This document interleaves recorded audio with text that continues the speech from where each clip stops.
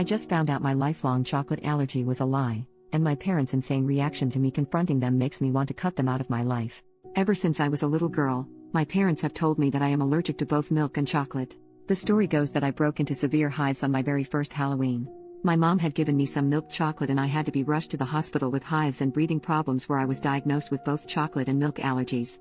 Ever since then, I have never been allowed to eat anything containing chocolate or cow's milk. Over the summer, one of my college friends from out of state invited me to come stay with her for a few weeks. While I was in her state, I decided to use the opportunity to visit my godmother/aunt who I haven't been able to see since I was a young child. My aunt was thrilled to see me and we spent a whole day hiking and just catching up. When we stopped for lunch, my aunt pulled out some granola bars, but they had chocolate in them so I couldn't eat them. I told her that I was allergic to chocolate and she was stunned. My aunt told me that I have never been allergic to chocolate and that my mom was lying to me. She told me the story of how I had gotten ill from daycare and my mom had tried to sue the daycare owner for some stupid reason that no one was sure of. My mom was pissed off because she thought the daycare owner was flirting with my dad and she wanted to get the daycare shut down. My mom then invented the story about me and the chocolate at the Halloween party. She made sure not to tell the daycare about the fake allergy and then waited for the daycare to feed me food with chocolate in it so that she could sue. When that didn't work, my mom then invented a story about me being allergic to milk. When my aunt tried to call her out on it, my mom stopped speaking to her and that silence has continued until the present. Needless to say, I was stunned. I wanted so badly to believe that my mom was telling the truth and that my aunt was lying. I waited until we got back to my aunt's house and I took a bite of one of the granola bars. And I was not allergic, at all. I was very upset and decided to call my dad. Our conversation was so crazy and out of nowhere that I don't know what else to do but type it out. The conversation went like this. Me, Dad, were you aware that I am not actually allergic to chocolate and milk like you and Mom have told me? Dad, don't be ridiculous. You've never been able to eat chocolate without a reaction. Why would we make that up? Me, I'm not trying to accuse you of making it up. I was just asking if you were aware that I do not have the allergy. I just ate some chocolate and I didn't have any reaction to it. Did I ever get any allergy tests done? Dad, I will have to ask your mother. I am upset that you are trying to call us liars over this. Me, when did I say anyone was lying? What are you talking about? My mom then jumped into the conversation. Speakerphone. Mom, honey, don't you remember that you had hives at your 10th birthday party? Your friend had given you a Tootsie Pop and you were allergic to the chocolate. Me, Mom, I never had a 10th birthday party and I don't know what you're talking about. I was just curious if I ever had a real allergy test done for chocolate, because I was just able to eat some without a reaction. I'm just trying to figure out if I can eat chocolate or not now. Mom, I don't know why you need to know if you had a test or not. You can't eat chocolate because we say you can't eat chocolate. You're being a little liar right now. How dare you say we never gave you a birthday party that year?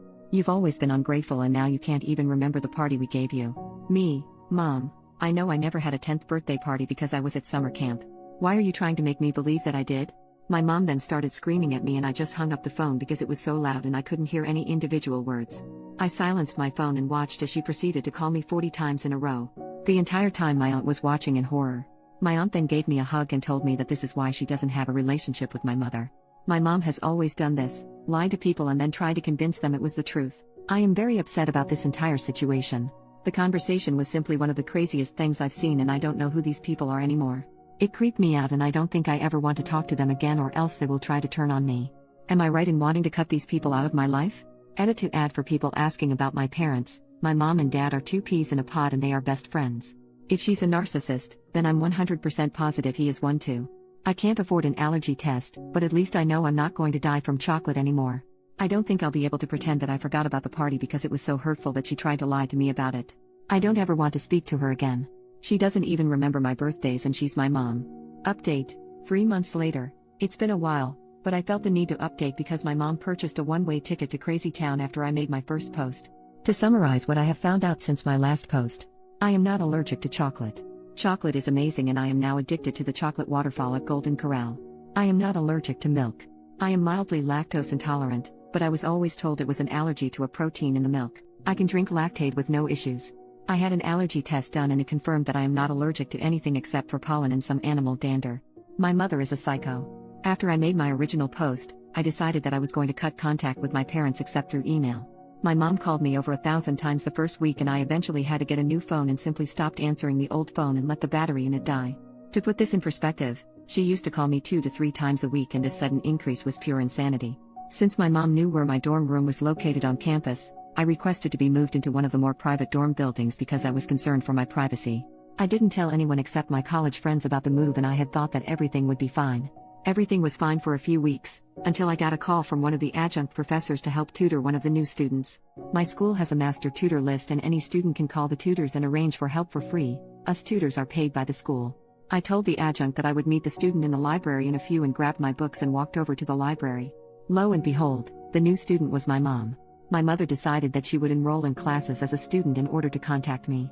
When I saw her, I froze and immediately tried to leave the library, but she followed me outside and wouldn't leave me alone. I eventually managed to duck into one of the fraternity apartments and was able to lose her, but she has been basically stalking me on campus ever since. I tried to report her to the school, but the campus police told me that since she never made any threats, that there's nothing I can do. I tried reporting her to the normal police as well, but was told the same thing. My mom has not left me any voicemails or texts or anything at all that I can use to prove what she's doing. My RA has ensured that my mom is banned from my dorm building. Only upperclassmen are allowed, and my mom is technically a freshman, but beyond that I am running out of options.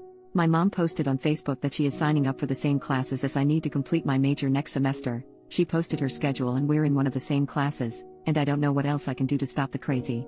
She claims that she didn't do anything to hurt me and that I am just lying about the chocolate and milk allergies. My aunt had to go out of the country for work, and I feel so alone with dealing with all of this. My dad has basically ditched and moved out of my mom's house, and I haven't been able to get in contact with him either. Any ideas for how to stop the crazy? Second update, 10 days later. My mom is in the hospital right now because she became suicidal after a meeting with me and our university. I feel so guilty. Hi there. It's my first time posting here because I was hesitant to give my mom the narcissist label. That being said, I don't really have a better term to describe her behavior, and a ton of people pointed me to this subreddit after I posted on the relationship subreddit about my mom. To summarize, my mom and dad lied to me and told me I had allergies, chocolate and milk. I believed them for years until I met my estranged aunt and she spilled the beans and revealed the web of lies created by my mother. I decided to go no contact with my parents, and my mom snapped and enrolled at my university and was basically stalking me and enrolling in the same classes I need for next semester.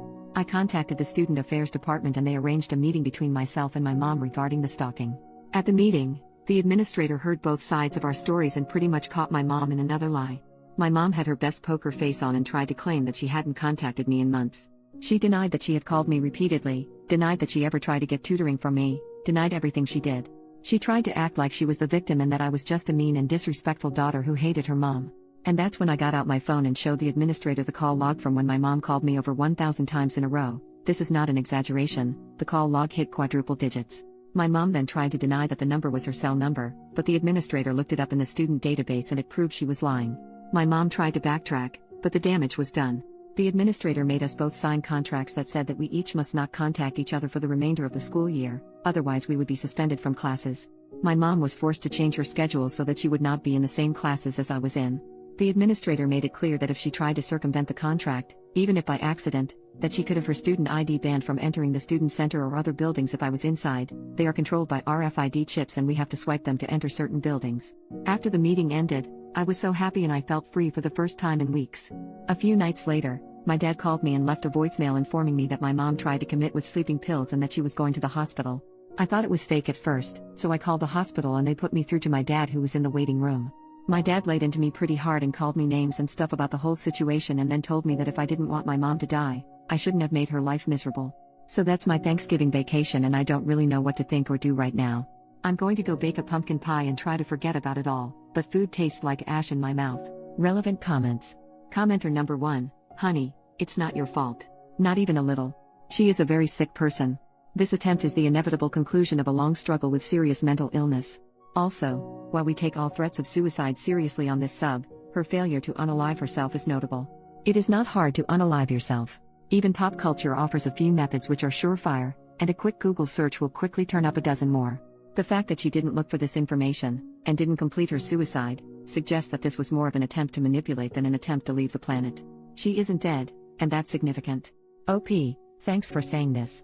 My mom is incredibly intelligent and resourceful, and I know that if she really wanted to die, she would have been successful. She can recite stats off the top of her head, and I've heard her saying before that most successful suicides involve guns. I know for a fact that she knows what it takes for suicide, and she's smart enough to find a way to hurt herself without leaving lasting damage. She also made sure to put me down on her list of approved visitors and sign all the paperwork so that the nurses can tell me information without violating HIPAA. She knows that I'm the type of person who would have called the hospital and then I would know all the details and she could guilt me with them. Story was marked as inconclusive. Hopefully OP comes back and gives us an update.